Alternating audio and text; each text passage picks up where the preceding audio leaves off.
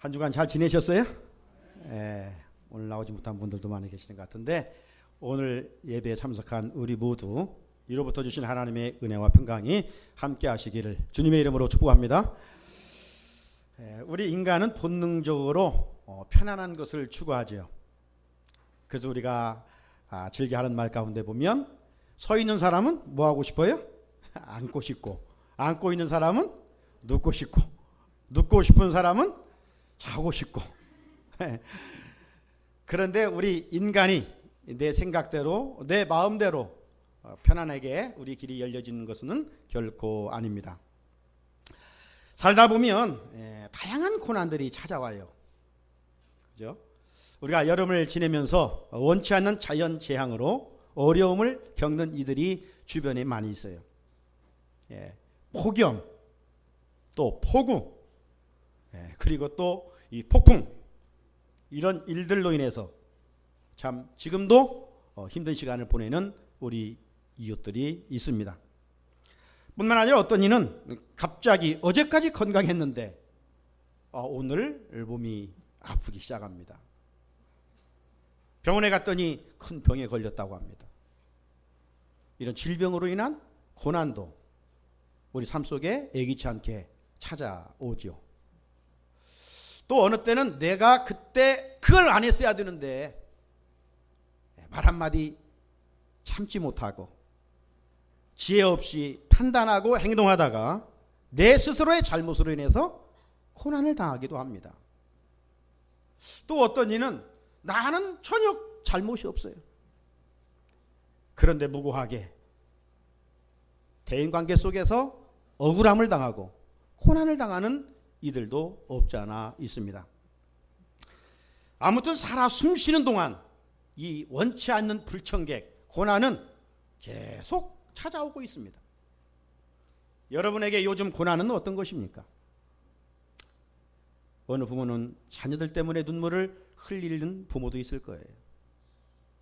요즘은 여러 가지 경제적인 어려움 상황 속에서 이 물질 문제 때문에 힘들어하는 우리 가족들도 있을 거예요. 또 남모르게 건강이 약해져서 질병으로 인해 힘들고 고난 속에 있는 우리 성도들도 분명 있을 것입니다.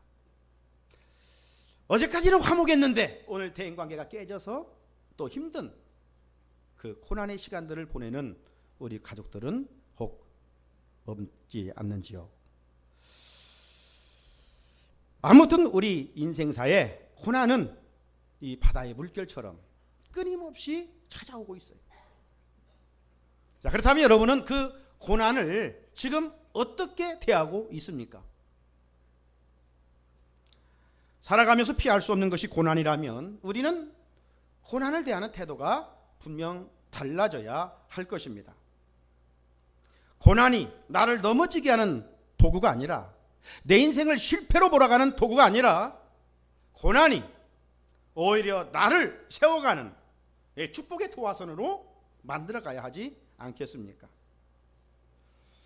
그런 의미에서 고난은 결코 무익한 것만은 아니에요. 그래서 삶의 경험 속에 우리 어른들이 하시는 말씀이 뭡니까? 고생은 젊어서 사서 하라는 겁니다. 네? 오늘 젊은이들이 이 말을 들으면 무슨 뚱딴지 같은 소린가? 아마 받아들이기 어렵고 이해하기 어려운 말일 수도 있어요. 편하게 사는 것이 좋지 무슨 고생을 사서 하라는 말인가? 하지만 고생이 결국 무익한 것이 아니라 유익하기 때문에 삶의 그 지혜를 통해서 그런 고백이 있는 것 아니겠어요? 성경에도 곳곳에 보면 이 성도가 당하는 고난에 대해서 많은 말씀들을 해주시고 있어요. 그 중에 대표적인 한 절 말씀을 한다면 시편 119편 71절의 말씀인데 우리 같이 한번 읽어볼까요? 시작. 고난당하는 것이 내게 유익이라 이로 말미암아 내가 주의 윤례들을 배우게 되었나이다. 아멘. 성도들이 고난을 통해서 주의 윤례들을 배워간다는 겁니다. 보이지 않는 하나님, 멀게만 느껴졌던 그 하나님, 고난의 현장 속에서 하나님을 내 옆에 있는 것처럼 눈으로 보는 것처럼 만나게 된다는 거예요. 따라서 9월 한 달 동안 우리는 왜 고난이 유익한가? 지난 8월 한 달 동안은 왜 말을 잘해야 되는가? 이런 말씀으로 우리가 함께 고민하고 은혜 받고 도전받고 몸부림치며 살았다면 이 가을의 문턱에서 우리가 생각해야 할 주제는 왜 고난이 유익한가? 다시 한번 정리해 보고자 하는 것입니다. 우리가 잘못하여 고난을 받는다. 내가 실수해서 고난을 받는다면 할 말 없지요. 심는 대로 거두니까.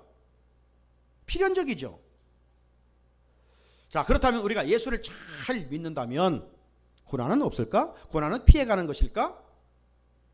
결코 그렇지 않습니다. 더 많은 환난을 당한다라고 성경은 말씀하고 있어요. 불의한 세상 속에서 의롭게 살고 거짓이 만연한 세상 속에서 진실된 그리스도인으로 살다 보면 바보 취급받을 수 있고 손가락질을 당할 수 있어요. 왜 그렇게 사냐?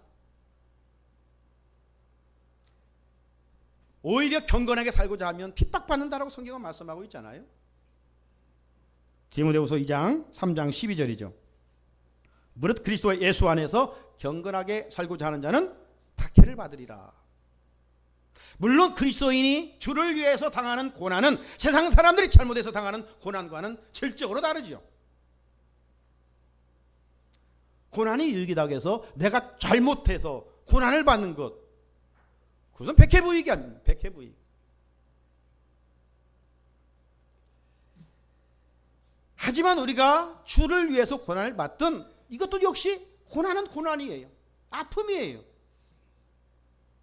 자, 오늘 본문의 주인공 바울은 주님 때문에 고통을 받고 있어요. 안디옥교로부터 바나바와 함께 선교사로 부름받아 성령의 명령에 순종하여 1차, 2차, 3차 로마에까지 복음을 전하게 되죠. 우리가 지난달 큐티 본문이 어디였습니까? 사도행전이었어요. 7, 8월 달 사도행전 말씀을 읽고 묵상한 성도들은 알 거예요. 바울이 선교 현장에서 당한 그 고난의 흔적들은 정말 말할 수 없는 고난의 연속이었죠.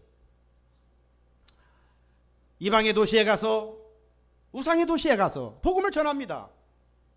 그때 또 많은 사람들이 회개하고 돌아와 예수를 구주로 영접하는, 그래서 그들이 가는 곳마다 교회를 또 세우게 되는 역사들을 보게 되었죠. 하지만 바울이 복음을 전한다고 다 스펀지가 물을 흡수하듯이 다 받아들인 건 아니에요. 마치 농부가 농사를 짓게 되면 알곡만 얻는 게 아니잖아요. 쭉정이도 많아요. 원치 않지만.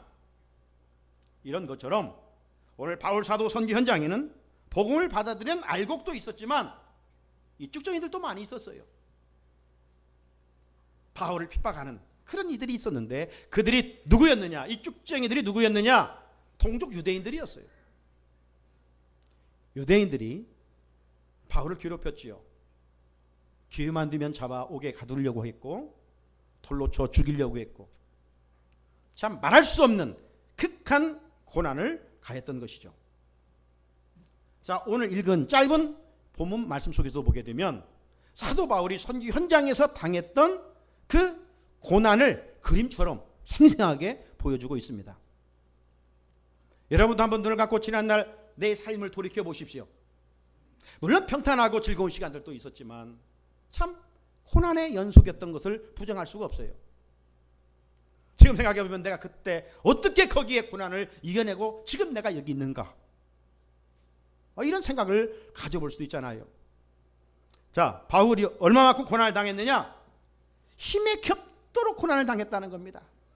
내 힘으로 감당할 수 있는 건 고난도 아니죠. 그러나 내 힘으로 어떻게 할 수 없는 그런 고난, 그리고 살 소망이 끊어졌다는 겁니다. 우리가 힘들면 뭐라고 해요? 죽겠다고는 죽겠다.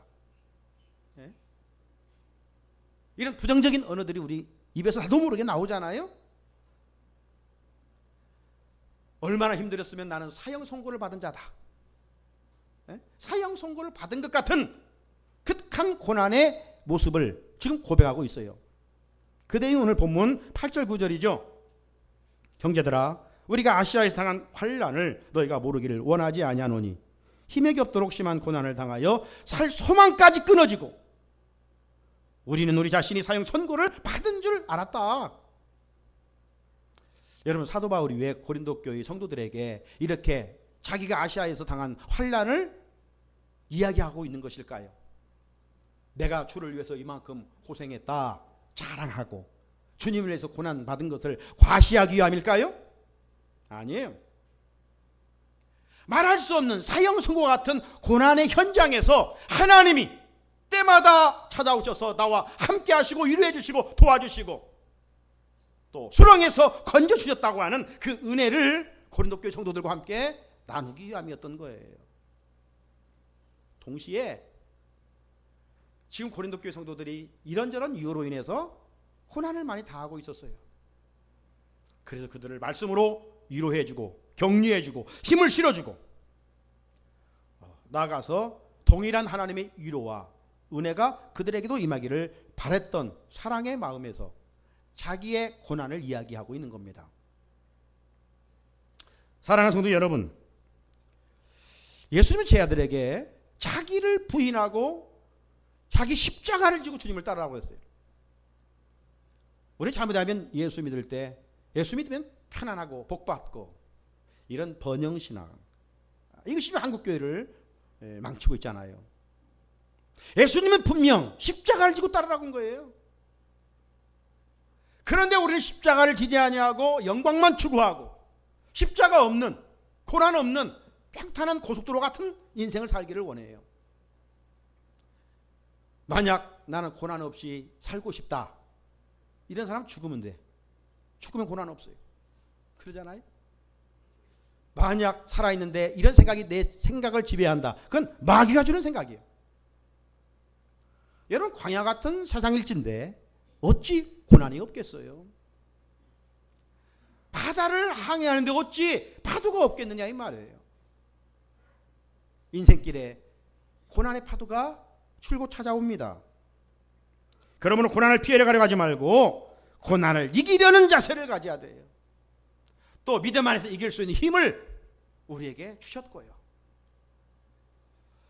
제자로서 우리는 하나님 나에게 어려움 없게 해주십시오, 고난 없게 해주십시오, 이런 소극적인 어린이와 같은 기도가 아니라 장성한 믿음의 분량을 가지고 우리는 기도해야 돼. 하나님, 나에게 오는 시험과 환난 싸워 이길 수 있는 믿음을 주십시오. 주님을 위해서 오히려 고난받는 자리에 나갈 수 있게 해주십시오. 불의한 세상에서 어렵게 살고 거짓이 많은 이런 세상 속에서 우리가 진실되게 사는 것 때문에, 예수를 믿는다고 하는 이 자체 때문에 좀 핍박받는 자리에 경건하게 사는 것 때문에 사람들로부터 거룩한 왕따를 당하는 내 자신이 되게 해주십시오. 이런 기도를 할 수 있어야 돼요. 주님과 복음을 위해서 당하는 고난은 장차 주님이 반드시 기억하시고 말할 수 없는 영광으로 뒤돌려 주신다라고 성경은 우리에게 말씀해 주시고 있지 않습니까? 바울은 선교 현장에서 주님을 위해서 지금 죽도록 고생을 하고 있어요. 고난을 받고 있어요. 그러면서 바울은 제가 말씀을 준비하면서 한번 생각해 봤어요. 지난 날을 고난의 현장에서 이렇게 뒤돌아보면서 많은 생각들을 가졌을 것이라고 생각을 해봐요. 지난 날의 생각이라는 어떤 생각이냐? 바울이 예수를 만나기 전 사울의 시대, 사울이었던 시대는 어느 상황입니까? 예수를 만나지 않았던 시대입니다. 아니, 예수를 믿는 자들을 찾아다니면서 핍박했던 사람이에요. 잡아오게 가두던 사람이에요. 그런데 그가 부활하신 예수를 다메섹 도상에서 만난 뒤로 그 인생은 180도 달라지잖아요. 그동안은 주를 믿는 자들을 핍박했지만 이제는 그 주님을 위해서 핍박을 받는 자리에 서게 됐어요. 여러분, 바울이 오늘 본문에서 말하고 있는 것처럼 힘에 겹도록 고난을 받고 살 소망이 끊어지고 사형 선고 같은 그런 고난의 현장, 왜 이런 고난을 받습니까? 바울이 도덕적으로 잘못했기 때문입니까? 남에게 어떤 큰 피해를 주었기 때문입니까? 아니죠. 왜요? 부활하신 예수, 그분의 십자가와 부활, 기독교의 캐리그마, 그걸 전하기 위함이었던 것이죠. 여러분, 바울이라고 해서 천사가 아니에요. 응? 우리가 똑같은 사람이에요. 찔리면 아픈 사람이에요. 그러니까 지난날 생각해 보면서, 하나님, 내가 이렇게 고난받는 것은 지난날 심은 결과입니다. 내가 하나님을 알지 못하여 예수 믿는 자들을 핍박한 결과 내가 이렇게 지금 내 몸의 흔적을, 그 핍박의 흔적을 갖고 있는 것 같습니다. 이런 생각을 충분히 할 수가 있잖아요. 하지만 핍박이 줄어들지 아니하고 더 감당할 수 없는 핍박이 바울에게 찾아옵니다. 그러면 인간인지라 솔직히 그 상황 속에서 원망불평이 나오지 않는 것, 이건 쉽지 않거든요. 그럼에도 불구하고 바울이 기록한 서신서를 보면 어느 한 곳도 고난 때문에 원망하거나 불평한 적이 없어요. 오히려 감옥에 들어갔지만 그곳에서 오히려 즐거워하고 기뻐했어요.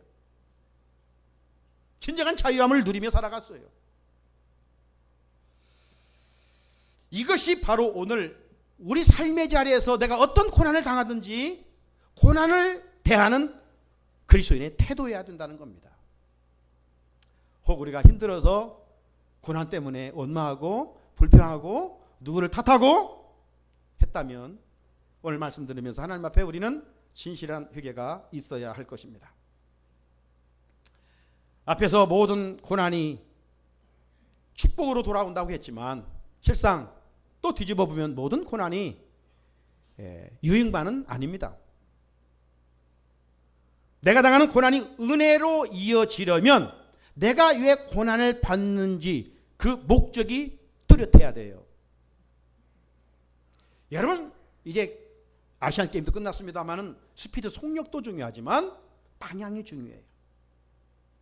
오늘 우리 사회가 지금 혼란한 것은 방향을 바로 정하지 못하기 때문에, 목적이 정확하지 않기 때문에, 뭐 이렇게 여러 가지는 많은데 결과가 만족하지를 못하는 것은 스피드는 있는데 방향이 잘못됐어요. 목적이 잘못됐어요. 지금 목적이 분명하지 못하면 방황하게 됩니다. 오늘 우리 그리스도인들이 고난의 현장 속에서 왜 하나님이 이 고난을 주었지? 이 분명한 목적을 깨닫지 못하면 원망과 불평이 쏟아지고 나아가서 믿음 없는 자처럼 행동하게 됩니다. 사도 바울은 극한 고난 중에서 하나님이 왜 고난을 주셨는지를 분명히 알고 살았어요. 저는 오늘 말씀을 듣는 우리 성산의 성도들이 고난은 피할 수 없는 그런 시대적 상황 속에서 여러분의 삶의 자리에서 하나님이 왜 고난을 주시는가, 그 분명한 목적을 알고 살기를 소원합니다. 바울은 왜 그랬다고 말합니까? 자, 오늘 9절을 같이 읽어봅니다. 시작. 우리는 우리 자신이 사형 선고를 받은 줄 알았으니 이는 우리가 자기를 의지하지 말고 오직 죽은 자를 다시 살리시는 하나님만 의지하게 하심이라. 아멘. 자, 이 말씀 속에서 하나님이 왜 바울에게 고난을 주셨다고요? 자기 자신을 의지하지 말라고.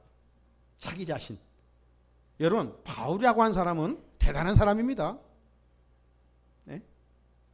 바울의 그 이력서를 들이대면 우리 따라갈 수 없어요.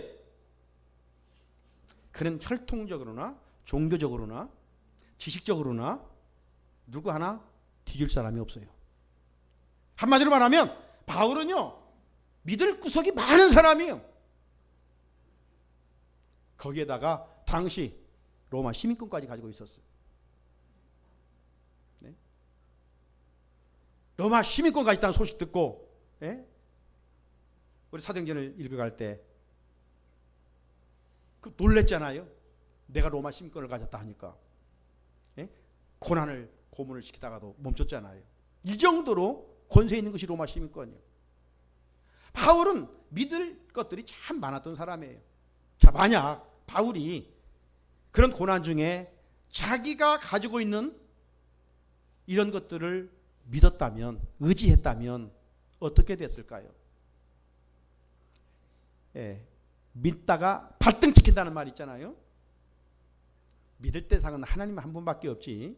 여러분이 세상에 뭐 그것이 힘이 될 것 같다고 해서 하나님처럼 믿는다면 그것 때문에 반드시 가슴 칠 날이 있어요. 의지할 대상, 믿을 대상은 살아계신 하나님 한 분밖에 없는 줄로 믿습니다. 만약 바울이 고난의 현장에서 자신을 믿었다면, 환경을 자기 가지고 있던 백그라운드와 힘을 믿었다면 큰 실망과 깊은 좌절감에 빠져 오히려 마음에는 분노가 이어지고 원망과 불평이 끊어지를 않았을 거예요. 하지만 바울은 고난의 현장에서 왜 하나님이 나에게 이런 시련과 고난을 주시는가 분명한 답을 갖고 있었어요. 그것은 자기를 의지하지 말고 오직 살아계신 하나님만 의지하게 함이라. 바울은 육체에 가시가 있었잖아요. 질병이 있어서 육체에 하나님의 일을 그렇게 헌신하게 하면 하나님이 기도하기 전에 고쳐주셔야지. 그게 우리의 마음 아닙니까? 우리는 헌신도 하지 않으면서 내 문제만 해결되기를 바라는데, 바울은 누가 감히 비교할 수 없는 헌신하는 사람이에요. 그러면 건강한 몸 가지고 복음을 전하는 게 낫지, 질병 가지고 복음을 전하면 오히려 역효과도 날 수 있잖아요. 그래서 3번이나 간절히 기도했어요. 하나님 병 고쳐주십시오. 그런데 하나님이 No thank you 거절했어요. 네 받은 은혜가 족하다. 그래서 그 고난 때문에 바울로 하여금 하나님을 더 가까이 하게 했던 거예요. 그래서 그가 교만하지 않은 거예요. 이것이 바로 바울이 당하는 모든 고난을 이길 수 있었던 비결이었어요. 그러므로 우리들도 삶의 자리에 고난이 찾아왔을 때 우리 예배전에 부른 복음성가 이 가사처럼 왜 나만 겪는 고난이라고 원망해서는 안 돼요. 하나님께서 우리에게 고난을 허락하신 것은 우리를 시험하시고 우리에게 고난을 주시도 감당할 수 있는 은혜를 주시는 거예요. 그로 우리가 할 일은 뭡니까? 하나님께서 주신 고난의 목적을 알고 바울처럼 하나님을 의지하는 겁니다. 하나님께로 더 가까이 나가는 거예요. 약사발 말씀이 어디죠? 약사발, 보약과 같은 말씀. 야고보서 4장 8절. 약사발, 야고보서 4장 8절. 자, 같이 한번 읽어볼까요? 시작. 하나님을 가까이 하라. 그리하면 너희를 가까이 하시리라. 아멘. 하나님을 가까이 하면 하나님이 가까이 하신다는 거예요. 세상에서도 권세 있는 자 가까이 하면 부스레가 있어요. 하물며 전능자이신 하나님, 창조주신 하나님, 그분을 가까이 하면 하나님이 가까이 하신다. 고난이 올수록 하나님께 가까이 나가라는 거. 그런데 그리스도인들 중에도 고난이 오면 원망하는 사람들이 있고 하나님부터 멀어지는 사람들이 있어요. 그런 행동은 고난을 해결하는 방법이 아닙니다. 그리스도인이 고난이 올 때마다 더 가까이 하나님께로 나가야 돼요. 왜? 그분은 빛이시기 때문에. 여러분, 시들어가는 식물이 햇빛을 받으면 어떻게 돼요? 살아나요. 살아나. 시들어가는 인생에 빛이신 예수께로 가면 살아나요. 새 힘과 은혜를 얻게 되는 거예요. 넘어진 자가 일어나요. 절망한 자가 소망을 갖게 돼요. 그러므로 바울처럼 고난 중에 자신을 의지하지 말고 오직 하나님만 의지하라. 하나님께 간구하라. 하나님께 기도하라. 마음을 하나님께로 향하라. 그것이 복이다.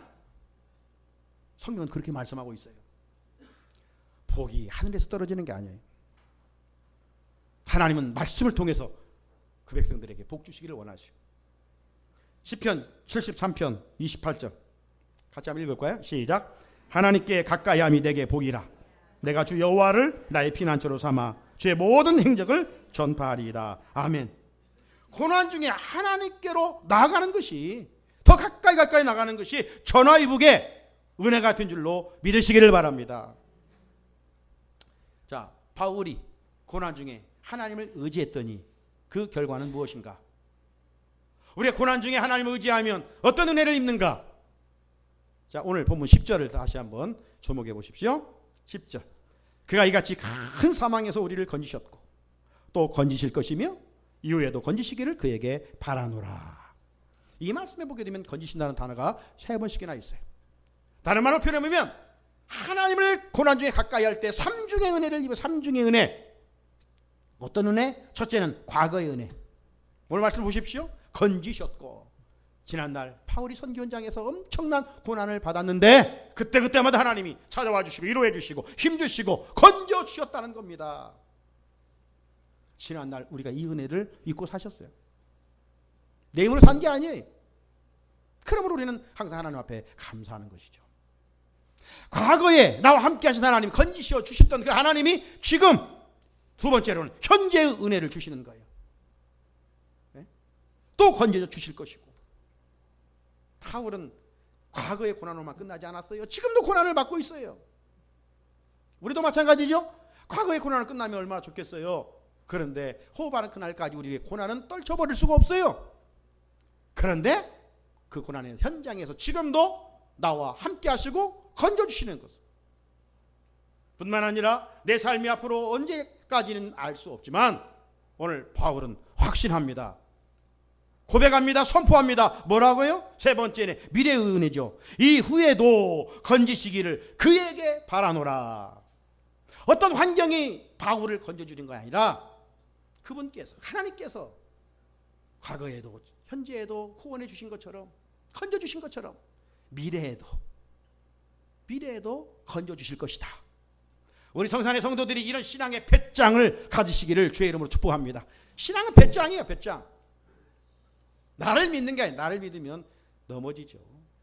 예? 내가 믿는 하나님이 위대하시니까, 그분이 나를 택하셨으니까, 그분이 나를 세상 끝날까지 지켜주시리라 약속하셨으니까 이런 말씀을 우리가 붙드는 거예요. 사랑하는 성산의 성도 여러분, 하나님께서 우리에게 왜 고난을 허락하십니까? 목적을 분명히 알아야 해요.